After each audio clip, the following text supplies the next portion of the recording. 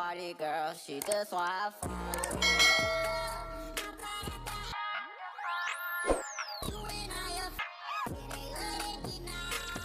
They say you Pada tahun 1945, Jepang yang juga sedang berperang melawan sekutu mendapatkan banyak serangan bom dari udara.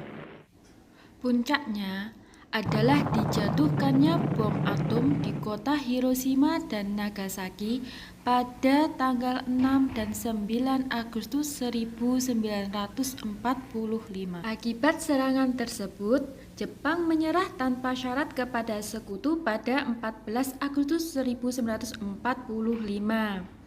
Sultan Syahrir yang mendengar berita kekalahan Jepang melalui radio, siaran luar negeri, ia dan para pemuda yang tergabung dalam golongan muda mendesak Soekarno dan Muhammad Hatta untuk segera memproklamasikan kemerdekaan Indonesia.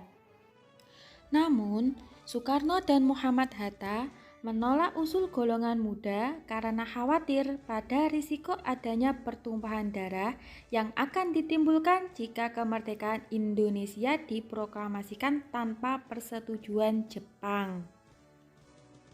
Akibatnya, tokoh-tokoh golongan muda membawa Soekarno dan Muhammad Hatta ke Rengas Dengklok untuk menjauhkan mereka dari pengaruh Jepang. Peristiwa tersebut kita kenal dengan peristiwa Rengas Dengklok. Di Jakarta, beberapa tokoh golongan muda berunding dengan Ahmad Soebardjo yang kemudian diizinkan menjemput Soekarno dan Muhammad Hatta. Setelah tercapai kesepakatan untuk memproklamasikan kemerdekaan tanpa menunggu keputusan Jepang, Soekarno dan Muhammad Hatta akhirnya dipulangkan kembali ke Jakarta. Di Jakarta, para tokoh dari golongan tua dan muda berkumpul di rumah Laksamada Tadashi Maeda untuk menyusun teks proklamasi.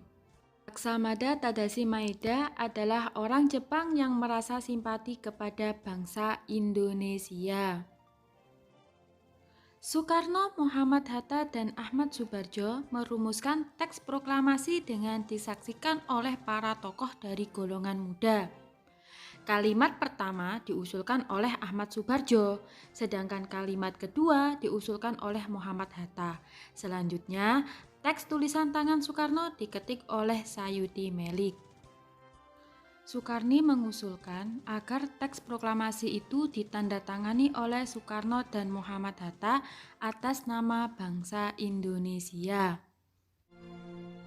Proklamasi yang awalnya hendak dibacakan di lapangan Ikada dibatalkan demi menghindari bentrok dengan tentara Jepang. Pada 17 Agustus 1945, pukul 10 waktu Indonesia Barat, proklamasi kemerdekaan Indonesia dibacakan oleh Soekarno di kediamannya di Jalan Pegangsaan Timur nomor 56.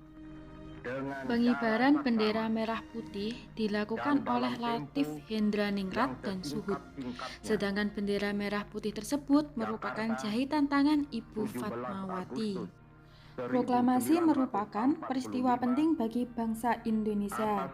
Proklamasi memiliki makna sebagai puncak perjuangan bangsa Indonesia, tonggak sejarah bangsa, masa dimulainya kehidupan baru bangsa Indonesia sebagai negara yang merdeka dan memiliki kekuasaan penuh terhadap bangsanya, menaikkan martabat bangsa, serta diakuinya Indonesia sebagai negara merdeka oleh dunia internasional. Oleh karena itu, marilah kita terus menjaga persatuan dan kesatuan bangsa Indonesia. Berikut ini adalah tugas untuk kalian kerjakan di kertas folio. Terima kasih.